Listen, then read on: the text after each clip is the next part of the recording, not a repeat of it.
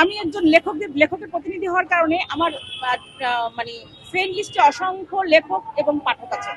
আমি তাদের সঙ্গে যেহেতু আমার যোগাযোগটা বেশি, আমি তাদের মধ্যে কিছু কাদা ছোড়াছুড়ি দেখছি এবং আমার ধারণা এরকম যারা অন্যান্য পেশাজীবী আছেন তাদের মধ্যেও এটা আছেন। একজন শিক্ষক, সে হয়তো একজন শিক্ষকের সঙ্গে কিন্তু আরো অন্তত 500 শিক্ষকেরই বন্ধুত্ব হচ্ছে, তারা তাদেরকে কাদা ছোড়াছুড়ি করছে। এই যে আমি আপনাকে 2 দিন আগে ভালো দেখেছিলাম, আপনাকে মনে করতাম আপনি বোধহয় আমাদের পক্ষে, আপনি কোনো ভালো কথা লিখছেন না, আপনি আন্দোলনের পক্ষে দুটো কথা লিখছেন না, আপনি নিজের ভালো ভালো ছবি পোস্ট দিচ্ছেন, খাওয়া দাওয়া পোস্ট দিচ্ছেন, কেন এগুলো করছেন, আপনাকে চিনে রাখলাম।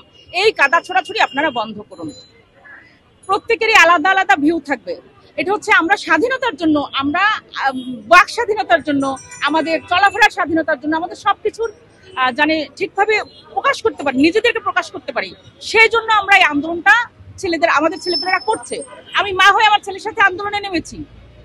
এখন যদি আমি একজন মা যেমন, তেমন আমি একজন লেখকদেরও প্রতিনিধি যেহেতু করি, আমি লেখকদেরকে বলবো আমার যে প্লিজ আপুরা, ভাইয়ারা, আপনারা আমার যারা লেখক বন্ধুরা আছেন, আপনারা আমাকে দেখেই চিনতে পারছেন, আপনাদেরকে বলছে যে আপনারা দয়া করে এই কাদা ছোড়াছুড়ি করুন না। যার স্ট্যান্ড নিতে ইচ্ছে করে তিনি স্ট্যান্ড নিন, যার স্ট্যান্ড নিতে ইচ্ছে করবে সে নেবে না, যার সরকারের পক্ষে কথা বলতে ইচ্ছে করে সে বলবে।